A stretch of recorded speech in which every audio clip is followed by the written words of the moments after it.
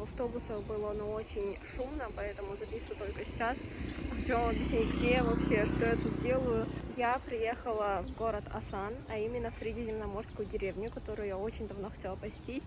Опять-таки приехала сюда по программе Wow Korea. У нас индивидуальная миссия, то есть каждый выбирает места, которые он хочет посетить, и просто едет туда.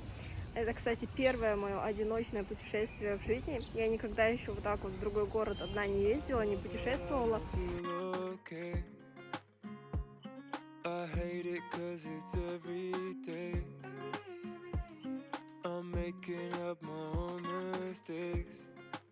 В общем, я тут хожу, гуляю вот по этой деревне Средиземноморской.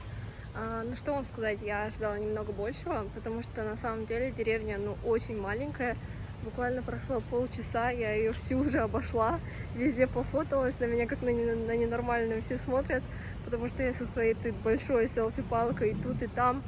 В общем, тут в основном, как я поняла, находятся кафешки, рестораны. Видела магазин костюмов, магазин одежды, в общем, тут много всего.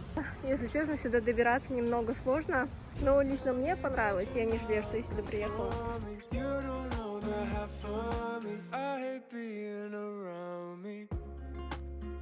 Почему-то все рестораны и кафешки были закрыты, были открыты только одни кофейни, и мне пришлось поэтому прийти во вьетнамский ресторан.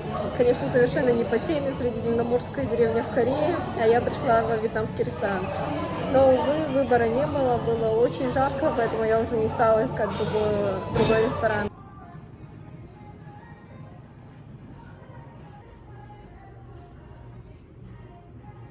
Мое заключение о посещении этой Blue Crystal Village, да, лучше не ходить в понедельник, как это сделала я.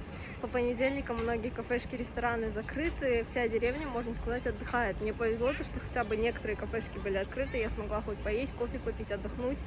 В общем, мне деревня понравилась, на нее буквально, мне кажется, час-два часа хватит на посещение.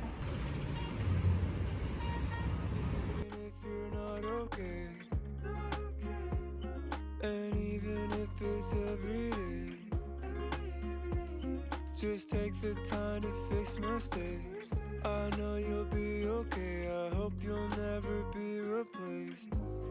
I feel alone even if... Тут очень классное кафе, у них, можно сказать, своя маленькая деревня. Тут целых 3 здания кафе и плюс такие маленькие какие-то декоративные здания, фотозоны, ради которых я, собственно, и приехала. Сейчас пойду посмотрю, что там внутри в кафе, что там продают.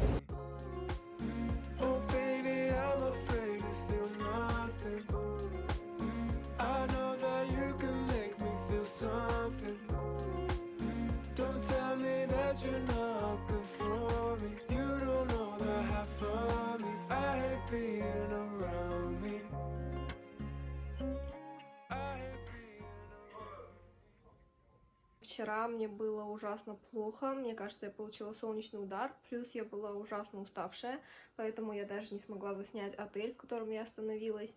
Это бизнес-отель под названием Top Cloud, у него всего лишь 2-3 звезды, но я была прямо очень приятно удивлена комнатой, сейчас вам ее покажу.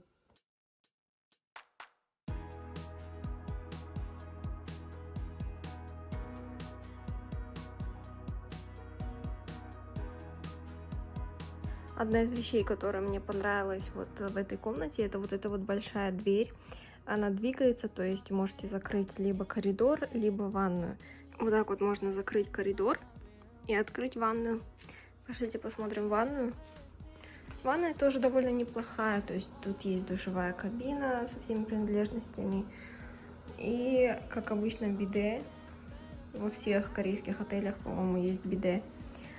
Вот. Ну и самое главное, что мне понравилось в этом отеле, это вот эта вот огроменная плазма. И, в общем, вот здесь вот они предоставляют бесплатный доступ к Netflix, и можно, то есть, наслаждаться просмотром любимых сериалов. Здесь даже есть в комнате такой симпатичный очиститель воздуха.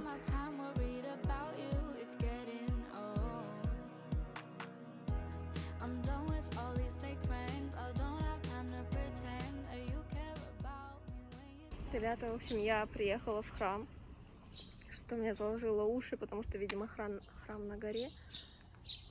Тут так тихо и так красиво. Это, наверное, один из самых красивейших храмов, которые я видела.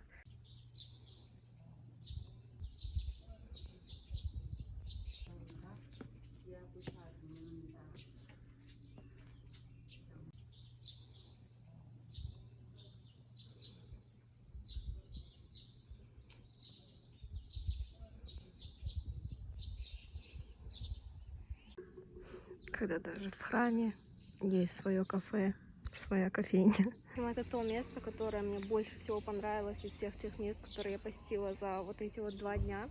Единственное, я хочу отметить то, что сюда лучше приезжать на такси, чем на автобусе, потому что автобус, он до конца не доезжает до храма, доезжает только до резервуара, насколько я знаю, а от резервуара пешком по горе, даже без тропинок, это очень будет сложно, поэтому советую лучше взять такси.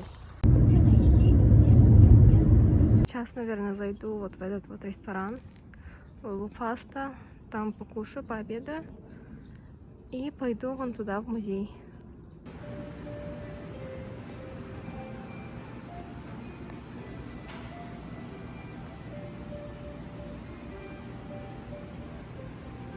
Оказывается, этот комплекс, он просто огромный. Я нахожусь вот здесь, вот у главных ворот. А мне нужно вот так вот пройти минут 20 еще до выставочных комплексов.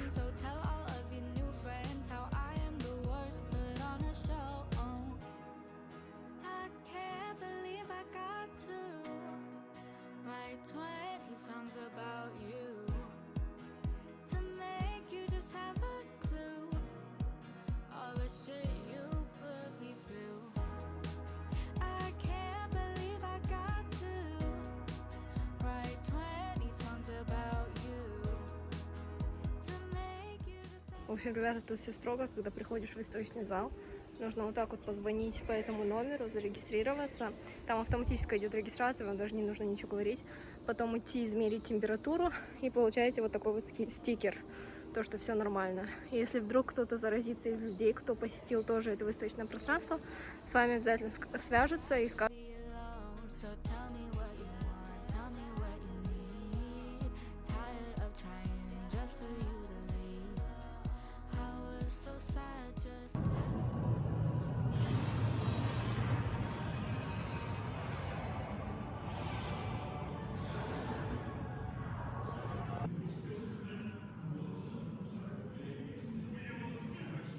Я не перестаю повторять то, что корейские музеи это вообще что-то с чем-то. Это как парки развлечений, знаете, тут есть все. Быстро прошлась по первым 2 выставочным залам.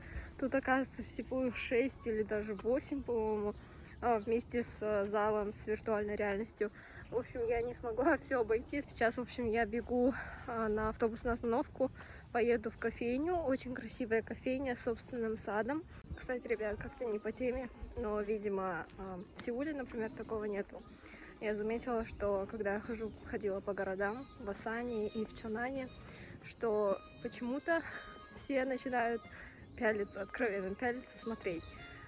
Ну, местные имеется в виду. Видимо, ну, в Сеуле, видимо, много иностранцев, поэтому все как-то уже привыкли. А вот в Чонане и в Асане, видимо, иностранцев не так много, поэтому все начинают прямо открыто пялиться временами.